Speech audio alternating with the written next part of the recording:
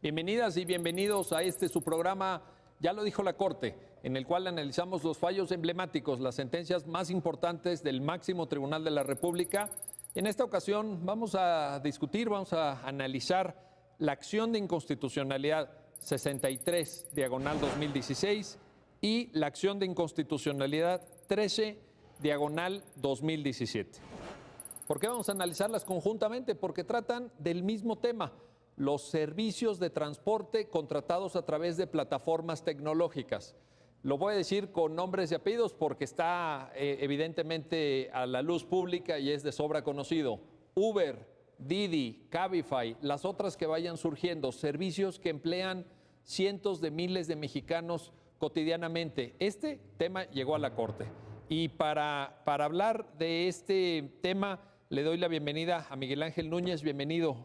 Qué gusto tenerte aquí nuevamente. Ya nos habéis hecho favor de acompañarnos. Y a Roberto Niembro. Roberto, pues un gusto y además compañero de aquí de Justicia TV. Gracias, también. Miguel. Qué gusto tenerte aquí, Roberto. Pues no sé, empezamos contigo, Miguel Ángel, si nos ayudas a entender, porque aquí, siendo acción de inconstitucionalidad, se trata de lo que llamamos control abstracto. Es decir, no hay propiamente un caso, sino que la Corte razona a partir de contenidos normativos y los confronta con el marco constitucional y convencional. Ayúdanos a entender cómo se plantea el caso ante la Corte. Sí, estos dos casos son de suma interés para el auditorio y qué bueno que lo tocamos en tu programa, y son casos que fueron bastante discutidos por el Tribunal Pleno. Son dos acciones de inconstitucionalidad que se dieron en tiempos distintos, es decir, no se resolvieron de manera inmediata o sucesiva, sino primero se resolvió una acción de inconstitucionalidad que se planteó por una minoría legislativa en contra de una ley de transporte de Yucatán. Se resolvió esta acción y ya como un segundo precedente, obviamente, y esto es interesante y lo vamos a ir viendo cómo los propios ministros interiorizaron sus posturas, reflexionaron, matizaron, complementaron. Se dio posteriormente la resolución del segundo caso, que es la impugnación de la ley de movilidad del Estado de Colima. Y la temática, como bien lo adelantabas, son normas. Aquí se estaban impugnando normas por las minorías legislativas que trataban o regulaban a las entidades de redes de transporte, es decir, a estas empresas que se dedican o son las que ofertan este tipo de servicios, y obviamente a los operadores de este tipo de servicios, ¿no? Entonces, son acciones de inconstitucionalidad que tienen contenidos normativos complejos en términos normativos, y como vale la pena recordarlo a tu auditorio, en acciones de inconstitucionalidad no hay un caso concreto que se tenga que resolver, sino que son impugnaciones genéricas de las normas a partir de argumentos genéricos que plantean las partes en las dos acciones de inconstitucionalidad, que son parecidos, por eso se trata al mismo tiempo, y que involucran diferentes temáticas como aspectos desde competencias, términos competenciales, es decir, a quién le corresponde o no regular estos aspectos, hasta cuestiones más específicas como requisitos de los automóviles que se pueden utilizar en este tipo de servicios, qué otras obligaciones o derechos pueden tener tanto los operadores, cómo se justifican esta regulación, e incluso hasta tarifas, ¿no? Se habla en las dos resoluciones de cuestiones tarifarias, ¿no? Y hasta las rutas, incluso en alguno de ellos. Oye, Roberto, estamos ante un tema nuevo.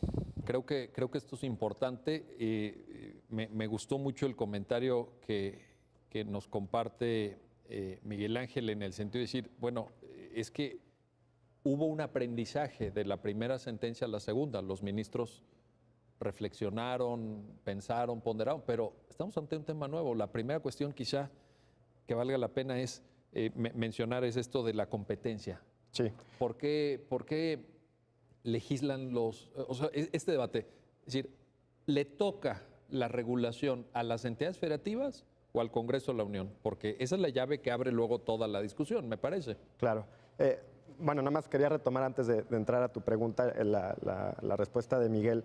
Creo que es muy importante para mí enfatizar la vía del planteamiento. Creo que además de que es una acción de inconstitucionalidad, creo que tuvo un efecto muy importante en cómo se plantea el debate después, ¿no? ¿Por qué? Porque al haber sido una minoría legislativa, nos pone sobre la mesa argumentos en los que no está necesariamente involucrada la empresa Uber, digamos, o las empresas, sino que se pone de por medio y en eso se centra muchas veces la discusión, en los derechos, digamos, fundamentales de los conductores o de los consumidores. Sí. Entonces, creo que desde el momento en que se planteó el litigio, creo que esto me imagino que fue estratégicamente pensado, que no fue llevar a la Corte por primera vía a través de un juicio de amparo, sino a través de una acción de inconstitucionalidad por minorías legislativas, porque creo que permitía que al hacerlo en abstracto el planteamiento pudieran plantear argumentos y poner la relación como si solo se tratara de la relación entre conductores o derechos de los conductores y derechos de los consumidores y no necesariamente involucrar globalmente, digamos, a los taxistas, por ejemplo, o involucrar globalmente también a las empresas de Uber. Eso quería enfatizar de la vía, creo que es relevante. Y el otro punto antes de lo de la competencia, creo que es novedoso tanto para México como para el mundo, ¿no? O sea, estamos ante un tema de las economías, del nuevo tipo de economías, ¿no? ¿Cómo se le llama esto? Economía colaborativa. Sí, creo. colaborativa o gig economy, ¿no? En lo que te puedes contratar o salir en el momento que tú deseas y que también es una precarización muchas veces de los derechos laborales de la gente que trabaja en este tipo de empresas, porque pues no necesariamente hay una relación laboral con la empresa, sino simplemente se entienden como socios, digamos, entre comillas. El socio conductor, le el dicen, socio ¿no? conductor, ¿no? Entonces, creo que es novedoso porque nos plantea un montón de retos desde privacidad hasta derechos laborales de los trabajadores y también el tipo de regulación que se hace en las empresas, ¿no? Entonces, hay muy pocos pronunciamientos y lo comentábamos previamente a entrar, en que hay algún pronunciamiento del Tribunal de la Justicia de la Unión Europea y algunos de tribunales locales en Estados Unidos, algún pronunciamiento en el Reino Unido, pero es novedoso para todo el mundo, ¿no? Incluso en cuanto al régimen laboral de estos socios conductores, ¿no? Claro, que está ahí, ¿no? Y es un debate que va a llegar y tal vez nos llega también a la Suprema. Y un apunte, qué bueno que lo mencionas, Roberto, porque no es materia de esta sentencia, no lo vamos a tratar hoy, pero apunto a raíz de este atinado comentario que también esto luego se desprende hacia empresas que prestan servicios a través de las plataformas tecnológicas, por ejemplo, de entrega de comida, claro, o de mensajería, ¿no? Hay varias empresas, todos los conocemos. Bueno, Uber Eats, como un derivado de Uber, la matriz, pues Sí. entrega comida a domicilio, etcétera. Y también ha sido materia de litigio. Claro. ¿Cuál es la relación laboral que tiene el sujeto que va con una bicicleta a entregar una pizza o una hamburguesa y que la contratación viene de una plataforma tecnológica? O sea, desde el punto de vista jurídico estamos ante un momento novedoso porque la realidad lo está exigiendo. Es decir, los tribunales están reaccionando frente a un contexto que hace, ¿cuántos años? ¿10 años? No existía. No existía, ¿no? Entonces, esos eran dos apuntes que quería hacer, pero Buenísimos. El tema de la competencia, bueno, es fundamental, ¿no? Porque lo que se pregunta a la Corte, y la primera pregunta es el caso si las legislaturas estatales tienen competencia para regular esta materia. Y la conclusión es que sí, porque se trata de transporte, aunque posteriormente en la segunda sentencia dice, bueno, hay aspectos materiales, ámbitos de la misma materia que van a ser reguladas por la instancia federal, pero en tanto incide en el transporte, entonces es competencia local. Y creo que es fundamental porque si no, pues ahí hubiera terminado la discusión. Si finalmente hubiera dicho la Suprema Corte que no es competencia local, pues entonces toda la legislación o toda la regulación que se hubiera hecho hubiera sido inconstitucional por falta de competencia. Ahora, ¿por qué el tema de por qué las dos sentencias arrancan con ese tema de competencia? ¿Cuál era la alternativa? Es decir, el argumento alternativo parece ser que está vinculado con comercio.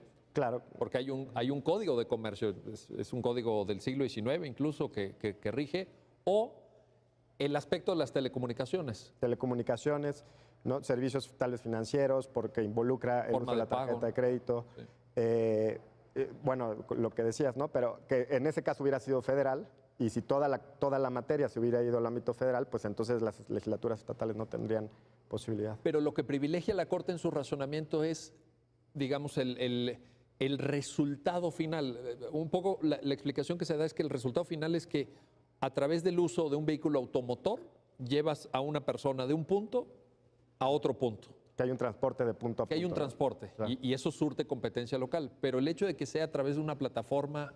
Sí, creo que ahí fue definitivo porque dijeron, bueno, lo principal, lo que se está regulando, digamos, el núcleo de lo que se está regulando es el transporte de punto a punto de pasajeros, ¿no? Y que se haga a través de una plataforma tecnológica sí es relevante, pero es relevante en la medida en que hay una regulación del transporte. Y por eso creo que se decanta por decir que las legislaturas locales son las competentes.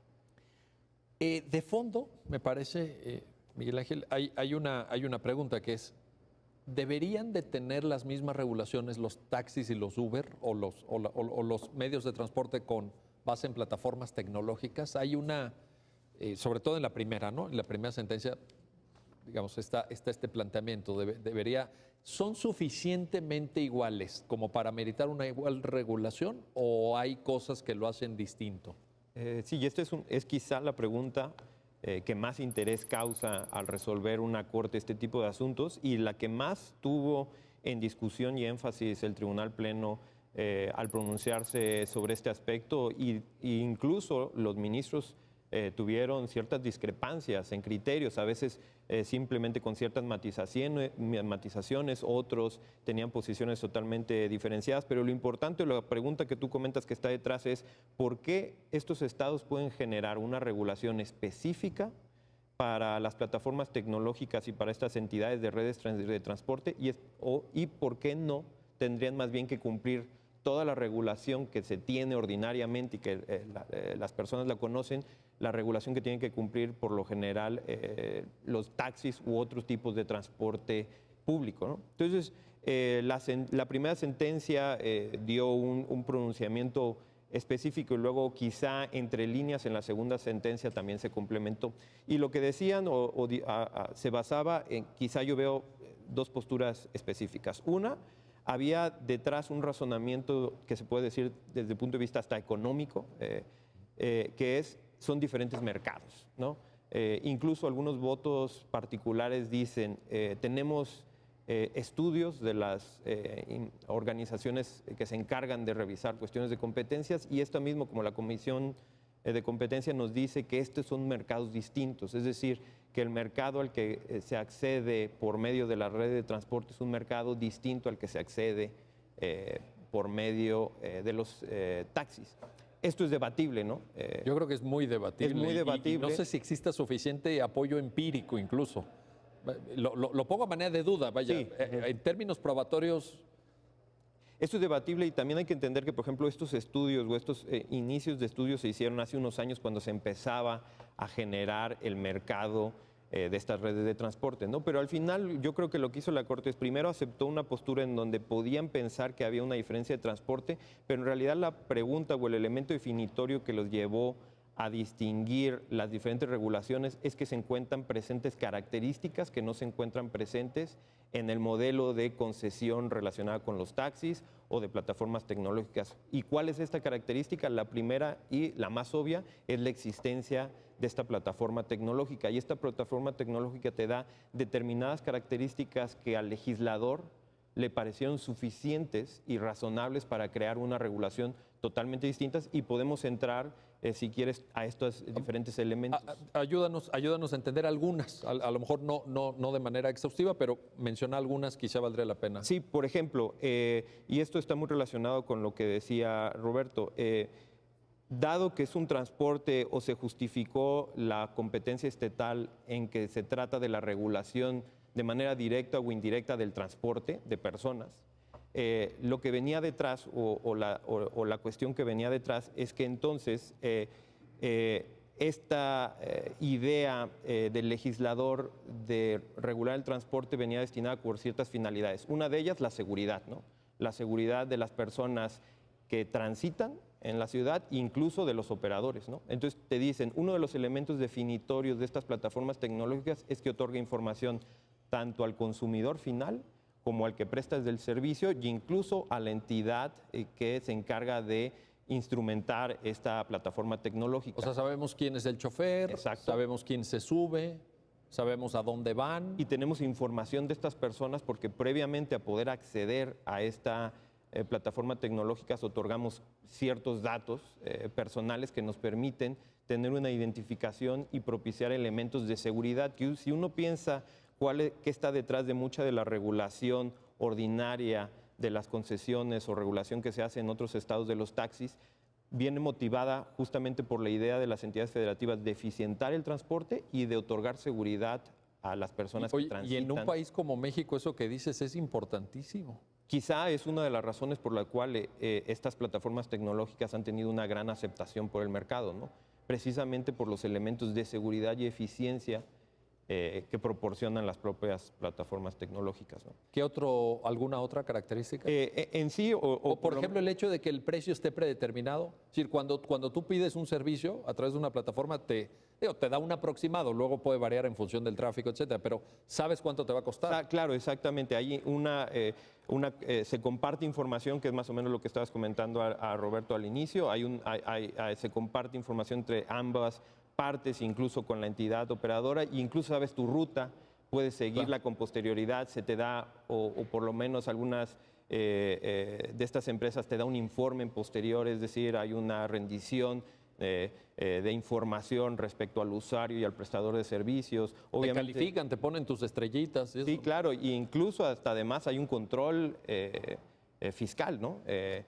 Obviamente tú puedes pedir una factura directamente ahí, aunque esa parte fiscal no se trató en la sentencia, pero en la sentencia sí se trataron elementos que lo hacen diferente al otro modelo, como es tener cierta información de los conductores, que te brinda mayor seguridad, mayor eficiencia, y estos fueron los elementos detonantes que el legislador consideró como idóneos para crear todo un régimen distinto. Estos elementos no siempre son aceptados en el derecho comparado, incluso hay otros países donde estas características no las consideran suficientes como para generar un sistema, ¿no? Un ejemplo claro, por ejemplo, son tribunales de la Comunidad Autónoma de Barcelona, ¿no? O incluso de la Comunidad Autónoma de Madrid, donde ha habido una oposición rotunda a la entrada de estas plataformas tecnológicas, porque ellos entienden que se cumple con sus propias características estas cuestiones de eficiencia y seguridad y que son artificiales quizá estas distinciones, ¿no? Oye, Roberto, antes de irnos a la pausa que tenemos que hacer, tema de retroactividad, se planteó sobre todo en la primera sentencia, se dice, a ver, aquí ya funcionaban los Uber, ¿no? La primera es la de Yucatán. Aquí ya funcionaban los Uber, entonces de repente viene una legislación y dice, tienes que cumplir con estos requisitos. Y la Corte retoma los criterios tradicionales de no retroactividad, pero abona también, creo, ¿no?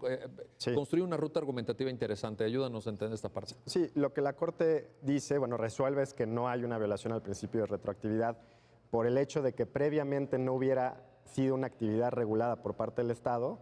No significa que el legislador, atendiendo a una situación novedosa que requiere de la regulación estatal, no pueda hacerlo y que no existe esa violación al principio de retroactividad porque no hay un derecho adquirido a no ser regulado, digamos. O sea, en ausencia de regulación, tú no puedes esgrimir o argumentar que pues así estaba yo, ¿verdad? Claro, o sea, nadie me regulaba, déjenme así, déjenme tranquilo, no me ponga ninguna regla. Exacto, que no tienes un derecho adquirido a no ser regulado, digamos, ¿no? O sea, el Estado, el legislador en este caso, ve la necesidad de la regulación para regular y solucionar conflictos entre distintos, supongamos, los prestadores del servicio de Uber y los taxistas, o para asegurar los derechos de los conductores o los derechos de los consumidores. Entonces dice, tengo que regular. Y eso no es un problema frente a derechos de nadie, porque no existe un derecho a no ser regulado. No, esto es importante porque yo creo que en lo sucesivo habrán regulaciones que todavía no existen y que eventualmente tendrán quienes están ahí participando en ese mercado no regulado al día de hoy, pues que tenerlo en cuenta. Claro. O sea, podría venir una regulación y no podrían ellos sentirse protegidos porque hasta ahora no existía esa regulación o no les habían puesto, pues incluso hasta los impuestos, ¿no? O sea, o cosas así, que posteriormente pudiera venir como se dio en Yucatán y en Colima. Bueno, déjenme hacer una pausa, regresamos enseguida, no se vayan para seguir discutiendo las plataformas tecnológicas que nos ayudan a la movilidad humana, al transporte de personas y de mercancías en este México del siglo XXI. Ya son una realidad. Ahora lo que falta es la respuesta jurídica y una respuesta adecuada en términos constitucionales y convencionales. Regresamos enseguida.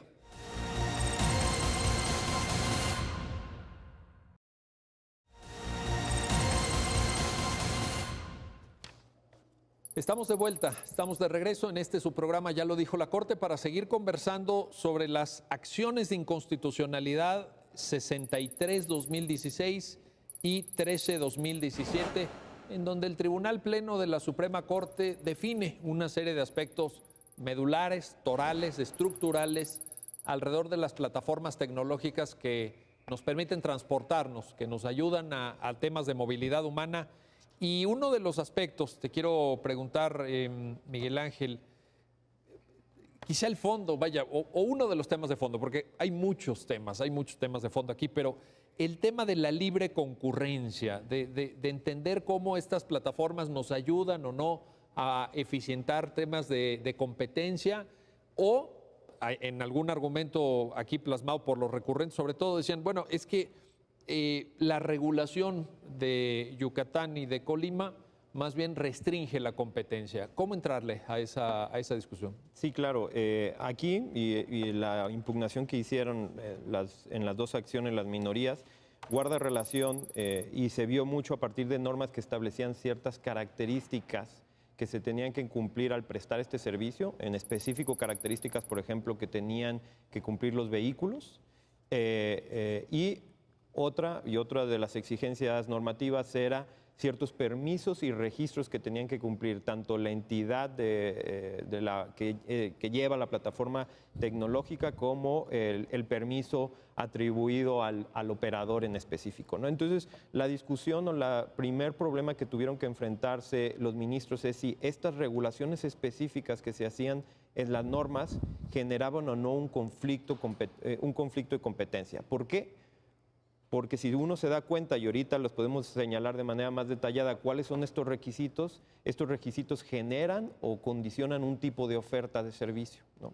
Entonces los ministros estaban muy preocupados, en primer lugar, sobre si era posible o no generar este tipo de especificaciones en los vehículos y las incidencias que podía tener o no en la libre competencia de los prestadores de servicio. Por ejemplo, en la ley de Yucatán, la norma, y quizá una de las normas que más fueron sometidas a análisis, era una norma que establecía las características que tenían que cumplir los operadores y obviamente sus vehículos. Uno decía que tenía que ser dueño el operador del vehículo, ¿no? Tenía que tener este derecho subjetivo a la propiedad, ¿no? Y las otras eran condiciones específicas del automóvil que tenía que ser usado para prestar el servicio. Por ejemplo, se decía, este automóvil tiene que ser de cierto valor. Aquí se establecía que tenía que exceder de 2.750 unidades, tenía que tener aire acondicionado, equipo de sonido, 4 puertas, ¿no? 4 puertas, cinturones de seguridad, bolsas de aire delanteras y tener un determinado número de plazas, ¿no? De ocupantes. Entonces, la discusión a la que se enfrentaron los ministros es qué tan razonables eran estos requisitos. Y en esta primera acción de inconstitucionalidad, que después parece que se armó una mayoría distinta en la segunda acción de inconstitucionalidad, en esta primera se declaró la validez del año del vehículo, de una exigencia relativa al año del vehículo. Creo que eran 7 años, ¿no? No más. Sí, no previos a una determinada fecha. Otra, se declaró la validez de las bolsas de aire delanteras y de los cinturones de seguridad. ¿Y cuál fue la justificación que dio la mayoría de ministros y ministras en ese punto? Que esto iba destinado no tanto a cuestiones comerciales, sino a la protección de la seguridad tanto del operador como del consumidor. Parece, ¿no?, muy razonable. Sí, sin embargo, si uno se fija, y esto es lo importante también de estas dos acciones, que además son acciones que se tienen que leer con sus votos particulares porque te da mucho contexto y mucha visión hacia futuro, ¿no? Hay muchas veces que se dice que a veces los votos particulares son la sentencia del futuro, ¿no? Y la jurisprudencia constitucional del futuro, dice Peter Heberle. Exacto, ¿no? Por no copiar la expresión que utilizaba, ¿sí? Pero, y eso nos lo ha enseñado la experiencia y lo hemos visto en innumerables ocasiones. Entonces, aquí varios votos particulares dicen sobre este punto no les convence el argumento de seguridad, sino lo que ellos ven es que lo que está detrás de estas reglas que establecen requisitos es una posición de un modelo de negocios. Es decir, si tú estableces que un vehículo tiene que tener ciertas características, ciertos años, ciertas dimensiones, incluso ciertas cuestiones de lujo que no tanto están aquí, sino sí, en la acción posterior, sí, lo que ellos estaban diciendo, tú lo que estás generando aquí son ciertas barreras para el ofertante. Si el ofertante siente ciertas barreras, lo que va a hacer es encarecer el precio.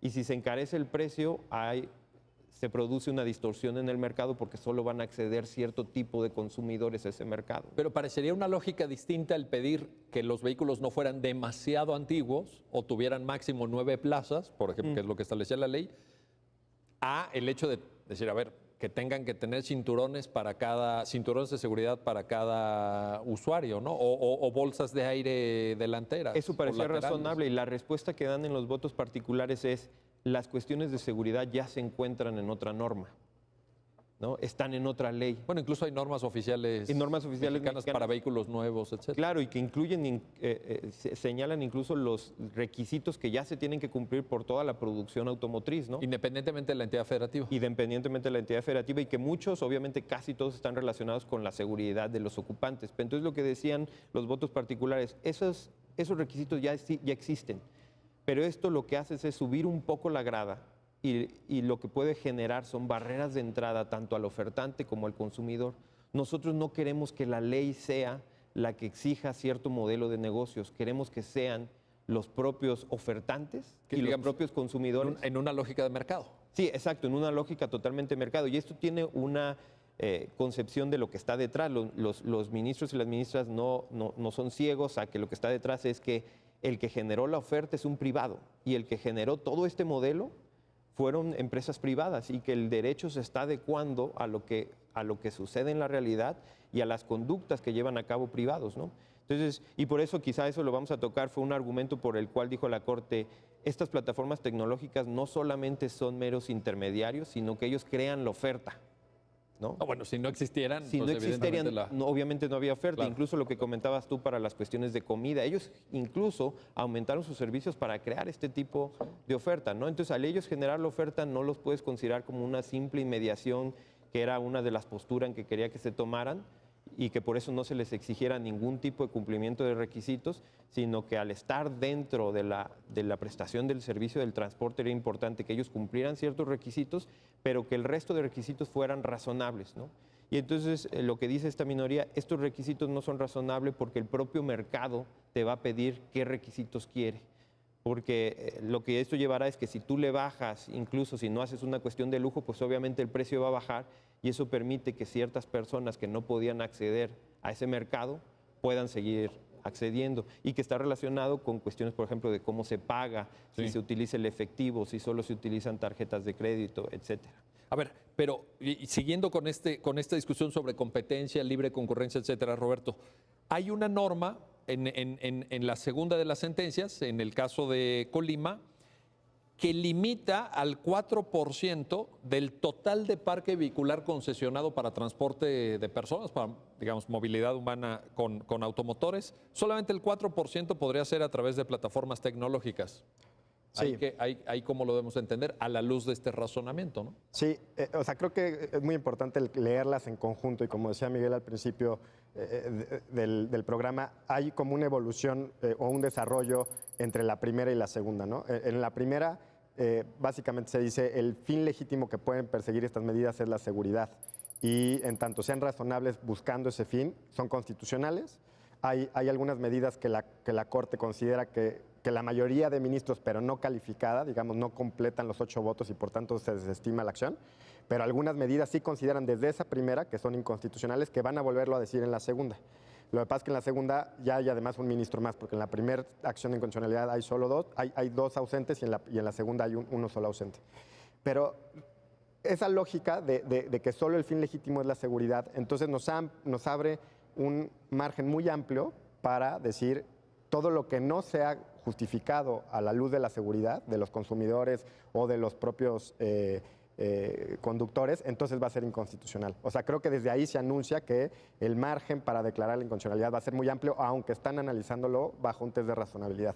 Y en esa medida, pues el 4% también cae, porque dicen, bueno, esto además es una medida que se usa en comparación con todo el parque vehicular. Y como desde la primera sentencia nos habían dicho que eran mercados distintos, digamos, el del taxi que el del Uber, y que ya dijimos pues es bastante discutible, pero que bueno, esa es la premisa de la que ya parte la segunda sentencia, entonces consideran que es inconstitucional. Pero además porque hay una violación, y creo que es fundamental aquí ponerlo sobre la mesa, una violación a la libertad, a la libre concurrencia y a la libertad de trabajo, ¿no? Y creo que esa es la lógica que guía estas discusiones y que creo que es muy importante, pues, ser explícitos, ¿no? Digamos, hay una filosofía por parte de los ministros y ministras sobre el papel que juega el mercado en este tipo de regulación, ¿no? Y en este tipo de cómo vamos a establecer límites, cómo vamos a decir que una medida legislativa es una barrera a la libre concurrencia, porque no tenemos, por lo menos en acciones de inconstitucionalidad, que por eso creo que también la vía es muy importante, no tenemos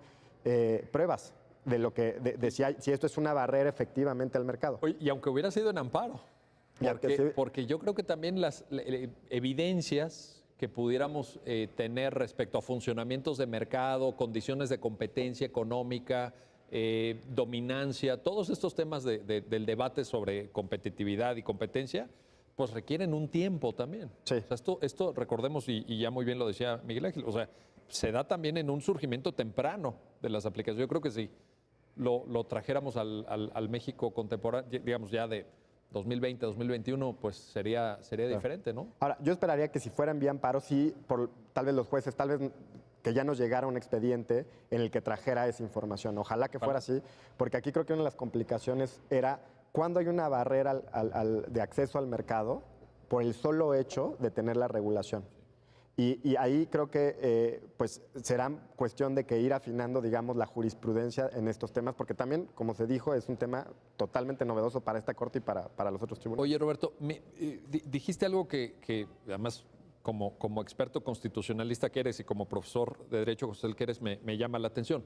La filosofía de ministros y ministras en este tema. Pero yo te pregunto, el hecho de tomarnos en serio, cosa que no siempre se ha hecho en la historia constitucional de México, pero el hecho de tomarnos en serio ese contenido de la llamada Constitución económica o de la parte económica de la Constitución, me refiero a artículos 25, 26, 27, 28, ¿no te daría pie para una reflexión en términos de vamos a generar competencia, vamos a incentivar una mayor oferta, el tema de la oferta de la que se hablaba?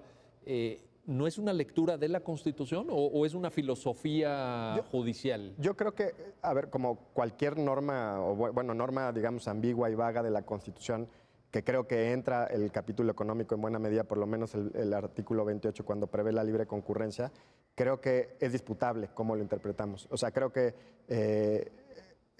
la forma en la que la ruta que uno adopta tiene que tener argumentos de segundo grado para justificar. Creo que no es una lectura directa de la Constitución, digamos. En la propia jurisprudencia de la Corte, la libertad de concurrencia ha sido considerada como un derecho fundamental y a la vez ha sido considerada como un interés que tiene que ser ponderado con otros derechos, con otros intereses como la protección de los consumidores. Entonces, por lo menos creo que entre esas dos visiones, pues puede haber una disputa en la que pues la conformación de la Corte influye, como en cualquier tribunal, ¿no? O sea, cómo interpretamos esas cláusulas, pues cómo interpretamos el derecho a la igualdad, pues influye quién está tomando la decisión. Bueno, eso da para cuántos seminarios, claro, cuántos libros incluso. Pero es que estoy pensando en esto. Ustedes, los dos, conocen evidentemente la discusión que hubo en Estados Unidos a propósito del caso Lochner sobre y ahí hay un famoso voto particular del Justice Oliver Wendell Holmes, reprochándoles a sus compañeros, es el tema de los pasteleros en Nueva York, ¿se acuerdan? ¿No? Sí, la regulación de las pastelerías en Nueva York, y Oliver Wendell Holmes les reprocha un poco que, digamos, imponen una filosofía económica en la sentencia, una filosofía económica en ese entonces del laissez-faire, ¿no? Digamos, del dejar hacer. No vamos a regular el horario de trabajo de los pasteleros. Y parecería en ese debate norteamericano que se trabajaba en el vacío normativo. Parecería que llega un juez y tiene una filosofía pro mercado o tiene una filosofía pro regulación y puede ponerla en la mesa como si fuera jurisprudencia válida de aquí en adelante. Yo creo que en México tenemos un marco constitucional. O sea, la pregunta era esa. O sea, evidentemente todas las normas son interpretables, evidentemente hay un componente de filosofía judicial, por eso pasan un escrutinio en el Senado para ser nombrados. Pero a mí me parece que también el hecho de tomarnos en serio el capítulo económico, lo digo porque Si se fijan en cuántas tesis hay sobre debido proceso, cuántas tesis hay sobre interpretación en materia fiscal, cuántas tesis hay ahora ya, pues afortunadamente más sobre igualdad y no discriminación o escrutinio estricto, lo hemos platicado aquí mismo. ¿Y cuánto hay sobre capítulo económico? Híjole, pues Sí. muy poquito. Sí, claro, yo creo que, o sea, tienes un muy buen punto en el sentido de que es una sentencia que está pensando, interpretando el capítulo económico de la Constitución, que tal vez antes no se hacía con este desarrollo y que, bueno, es relevante como cualquier otra disposición constitucional que tiene que dársele contenido. Yo creo que además, claro que hay una orientación libre mercado en alguna medida en el capítulo económico, pero creo que como en cualquier decisión judicial hay, y no está mal, digo, o sea, para mí no está mal que los jueces pues, interpreten a la luz de su ideología, finalmente es inevitable, ¿no? Es inevitable y además, hay- a quienes damos clase nos encanta. Claro, y Tú has escrito sobre claro, eso, claro. ¿no? Cortes más conservadoras, Así es, orientaciones judiciales más liberales o garantistas, se vale. claro, No, se vale. no es algo extraño en la historia del constitucionalismo. Claro. A ver, por ejemplo, hay otra, ponía Roberto el tema, lo retomo, libertad de trabajo. Tienes que ser propietario en Yucatán, en Colima máximo puedes tener, si eres persona física, un permiso, si eres persona moral, 10 permisos. ¿Qué pasa con la libertad de trabajo? Porque es como si dijeran, oye, tú vas a poner una tienda de hamburguesas. Oye, pues puedes poner máximo 10 hamburgueserías. Oye, pero ¿y si se venden muy bien las hamburguesas? No, máximo 10. Si eres persona moral y si eres persona física, puedes poner una hamburguesería. ¿Cómo leer la libertad de trabajo ahí? Sí, y en ese punto, la verdad es que las sentencias pecan de ser un poco minimalistas, ¿no? Los razonamientos que llevaron a cabo los ministros no son muy exhaustivos, pero al final, o por lo menos a la conclusión en que se llegó respecto a estos dos casos que comentas, fue a declarar la invalidez, ¿no? Primero, ser propietario no te asegura ni una mejor prestación del servicio, ni un mayor elemento de seguridad, ¿no? Hay esa posición en la sentencia. Sin embargo, es una grave limitación o una limitación que los ministros consideraron carente de una razonabilidad mínima para efectos de poder llevar a cabo la prestación del servicio que estás dando. Entonces, por ejemplo, en Yucatán declararon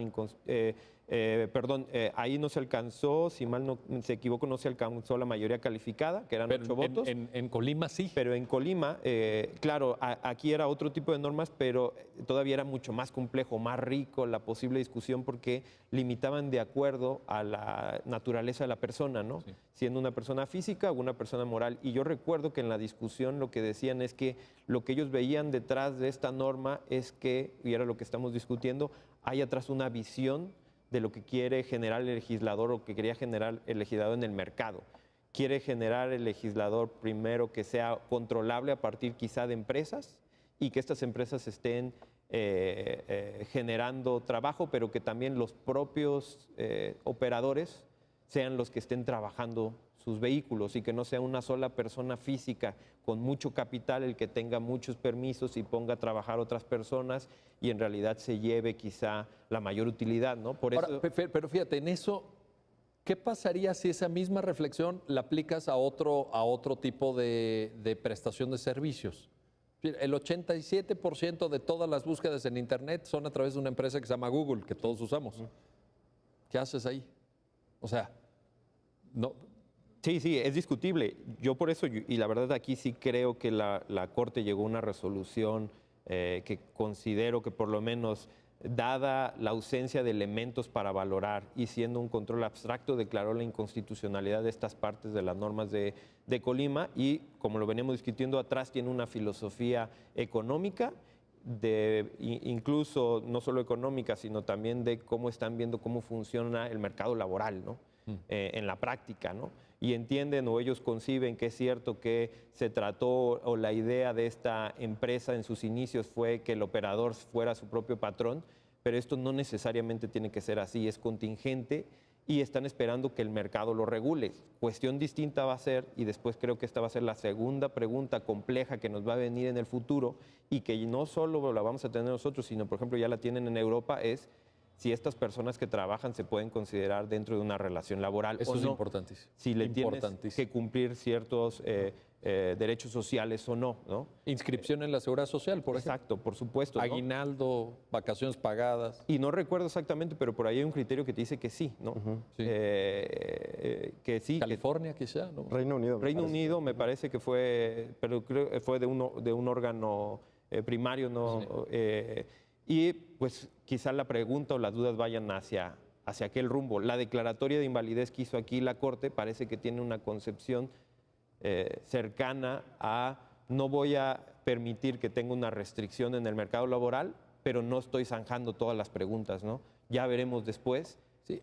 cómo la propia realidad nos va acercando a los conflictos. Es decir, sociales aquí la norma era respecto al quien pudiera ser propietario de vehículos, titular de servicios de concesión de transporte, y luego ya el operador, vaya, el que maneja, pues, ¿no? El vehículo. ¿Qué estatuto jurídico tiene esa persona? Sí. ¿Es socioconductor? ¿Es trabajador y por tanto lo tienes que tener registrado ante el IMSS? Esa es una discusión que aquí todavía no se plantea, pero que sin duda habrá de venir. Y yo diría bienvenida, ¿no? Bienvenida a esa cuestión. Sí, sí, totalmente. Es algo importante porque Roberto apuntaba la precarización. Es decir, estas personas que se incorporan al mercado laboral en donde los sueldos son bajos. Por ejemplo, estoy pensando en estas empresas de reparto de comida. En Europa ya se está planteando esos asuntos. Y las horas de jornada son muy largas, o bueno, indefinidas incluso, ¿no? Porque finalmente es una de las lógicas de este tipo de economía, que uno deja de trabajar cuando uno dice hasta aquí llegué. Cuando ¿no? apagas la aplicación y ya te quieres ir a tu casa. Exactamente, pero la gente puede trabajar 14 horas seguidas, 20 horas seguidas, si así lo quiere. Y lo hacen, ¿eh? Y lo hacen, ¿no? O cuando uno platica con un conductor de estos transportes, te dice, pues yo me puedo entrar 20 horas, ¿no? Y bueno, evidentemente nos está planteando un tema de cuáles son los derechos laborales de esas personas, ¿no? Y por un lado, claro que está, creo, la lógica de, bueno, este tipo de economía tiene otra lógica distinta, pero eso no significa que podamos descuidar, creo yo, el ámbito de derechos del otro lado, ¿no? Claro, porque si presuponemos que la relación laboral existe, tal como nos lo explicaron a todos en la escuela, en la carrera, en la licenciatura, es que hay un patrón y hay un trabajador. Pero Así si es. tú trabajas para ti mismo, Sí, como autocontratado, digamos, ¿no? pues, Un tú- empresario. digamos, si tú eres tu propio jefe y tú dices, oye, pues hoy se me antoja trabajar 18 horas y mañana 6 y pasó mañana 20, pues ¿quién te lo va a limitar eso? Así es. ¿O cómo se limita? Sí, yo creo que era muy, muy importante lo que comentaban de, bueno, ahorita se planteó a la Corte el tema de la regulación del mercado, digamos, ¿no? Y creo que ya dio unas muy buenas señales o ya fijó una postura, digamos, y que da seguridad jurídica por lo menos al mercado de cómo se puede regular. Evidentemente habrá más casos de este tipo, pero creo que no se ha tocado, pero va a llegar, sin duda, que es el de los derechos de las personas que están trabajando, que digamos horas muy largas o jornadas muy largas, y como hasta ahora pues son socios conductores, o sea, no tienen vacaciones, no tienen aguinaldo, pues esa precarización desde mi punto de vista del trabajo, ¿no? O sea, no podemos decir que tenemos un marco jurídico laboral. Pues existe el marco jurídico, pero en la medida en que no se considere una relación laboral, pues no estamos aplicando la legislación como patrón trabajador. Estamos pensando que ellos es como vender, no sé, cualquier tipo de producto en la calle, ¿no? O casi como un accionista de la empresa. Como una acción vía, ¿no? Es algo, la imagen que tiene eso, ¿no? Bueno, déjenme hacer una pausa y regresamos enseguida. Estamos platicando de las plataformas tecnológicas, un tema nuevo, un tema que desde el punto de vista jurídico nos genera bastantes desafíos y sobre el cual seguramente seguiremos platicando. Pero no se vayan, regresamos enseguida.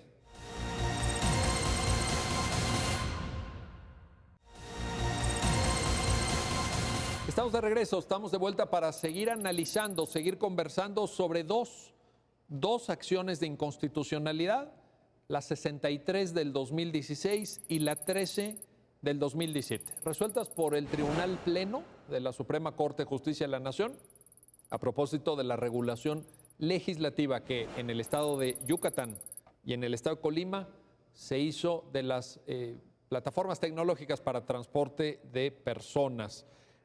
Roberto, hay una discusión también en las sentencias, en las dos, por cierto, sobre la forma de pago. En las dos regulaciones estatales, en Yucatán y en Colima, se dijo solamente pueden pagar o a través de la propia plataforma, a través del medio que establezca la plataforma, Colima, o con tarjeta de crédito, pero no en efectivo. La idea era como, digamos, las dos regulaciones querían vedar el uso de efectivo. Así es. ¿Qué pasa ahí? Bueno, ahí la Corte concluye que es inconstitucional esta restricción a que el pago sea solo a través de tarjetas de crédito o a través del mecanismo previsto para eso y que no se pudiera usar el efectivo. Hay distintos razonamientos por los cuales los ministros y ministras llegan a esta misma conclusión. Yo recuerdo ahora incluso que en la discusión se habló de cómo puede esto afectar a un grupo específico de la población que no tenga acceso a las tarjetas de crédito, a ese tipo de servicios financieros, ¿no? Que también podría haber sido era una razón para que algunos ministros declararan o consideraran que era inconstitucional esta medida, porque pues no toda la población tiene acceso a las tarjetas de crédito y entonces eso impedía que para esos consumidores pudieran, por ejemplo, contratar el Uber, ¿no? O contratar cualquier tipo de estas empresas. Habría otras consideraciones como que esto limitaba el mercado, porque pues entonces restringe de alguna manera o es una barrera al acceso a este tipo de prestación de servicios. Entonces hubo distintos argumentos y como decía Miguel, pues también están en los votos concurrentes que se manifestaron, que se hicieron, para llegar a la misma conclusión, ¿no? Pero la conclusión es que esto es inconstitucional. Ahora, hay un tema de competencias ahí también, ¿no? Porque la forma de pago, es decir, el solventar obligaciones económicas a través del uso de papel moneda, quiero decir, billetes y monedas, pues corresponde a la federación, ¿no? Sí, claro, y aquí es importante hacer una decisión. En la primera acción, que es la de Yucatán, se establecía de manera expresa que la única forma de pago era las tarjetas, ¿no? Sí. De crédito o débito. Sí. Y en la segunda acción se prohibía expresamente el utilizar efectivo y además se decía que los pagos se tenían que hacer mediante un mecanismo propio o la plataforma, ¿no? Entonces, lo que la Corte y uno de los argumentos que se llevó a cabo en la segunda acción, que fue en este tema un poco más exhaustiva, el primer argumento de inconstitucionalidad que ellos tomaron y dada la redacción que sí aludía de manera expresa al efectivo, bajo proyecto del ministro Cosío, lo que señalaron es: aquí te metes necesariamente con el uso o la disposición que haces del dinero. Y la regulación sobre la disposición del dinero no es o no puede ser parte de las facultades que tienen los estados, sino esto encuentra cabida nada más en la regulación federal. Y tiene, o quizá atrás, si uno se fija en la Constitución o en esta idea constitucional, lo que se trae detrás es evitar que exista generación de otros quizá modelos o formas de pago que puedan generar incentivos perversos, ¿no? Incluso hay detrás una filosofía constitucional que viene desde el 17. Claro, esto nos traerá nuevos problemas en el futuro y nuevas preguntas, ¿no? Las creaciones de estas monedas electrónicas, si se va a poder... El Bitcoin famoso, ¿verdad? Si los estados van a poder incluso regular el Bitcoin, y a qué llegaría la posición que tomaría la Corte si ahí en realidad te están regulando el uso del efectivo, que es lo que la Corte declaró inconstitucional por falta de competencia, o podría justificarse a partir de otra manera u otro mecanismo, no lo sé, pero lo interesante es pensar cómo este es un primer saque a la realidad que nos va a venir superando. O sea, que es una sentencia que nos abre puertas al futuro. ¿Lo estás apreciando en esa...? Yo creo que sí. Digo, esta norma era relativamente sencilla de resolver porque tenía que ver con el efectivo, ¿no? Y entonces dijo tajantemente la Corte, esto tiene que ver con una competencia federal. Pero ahí porque incluso tenemos una ley monetaria, Exacto. vaya. Ahí no había más. Y por la parte de donde se aludía a mecanismos propios o tarjetas de crédito, el argumento fue de competencia, como el que hemos estado platicando. Si tú generas necesariamente este condicionamiento legal, el ofertante no puede señalarte otra modalidad, que es, por ejemplo, el pago en efectivo. Por ejemplo, no existía cuando se resolvieron estas acciones, pero ya existe ahora que, por ejemplo, compres una tarjeta, ¿no? Prepago. Un prepago, Sí, y tú prepago. metas Sí. un código de barras y te genere necesariamente dinero. Parecía que si te lo estaba exigiendo necesariamente que fuera tarjeta, tú no podías meter como plataforma tecnológica esta diferente opción, ¿no? Y eso que hace, te segmenta el mercado, ¿no? Hay personas que no tienen en este país acceso ni a las tarjetas de débito ni a las tarjetas de crédito, es algo evidente y claro. O sea, visto desde el punto de vista del consumidor, pues la Corte en esta declaratoria a la que Roberto se refería de invalidez de la norma, está apoyando a los consumidores, ¿no? Consumidores que no tienen estos servicios financieros. Claro, lo que quiere la Corte al final de cuentas es abrir el mercado, porque entiende que el servicio de estas plataformas tecnológicas no es un servicio de lujo, o como se quiso ver en algunas partes de la Es ley, lo que te iba a decir, ¿no? los legisladores como que intentaron darle ese matiz, ¿no? Sí, en específico o más claro en la legislación de Colima Sí. decía que tenía que ser superior a taxis ejecutivos, incluso utilizó conceptos como gama, premium, y lo que la Corte al final dijo, y creo que de manera tajante ya en la segunda acción es, esto no me convence. ¿Por qué?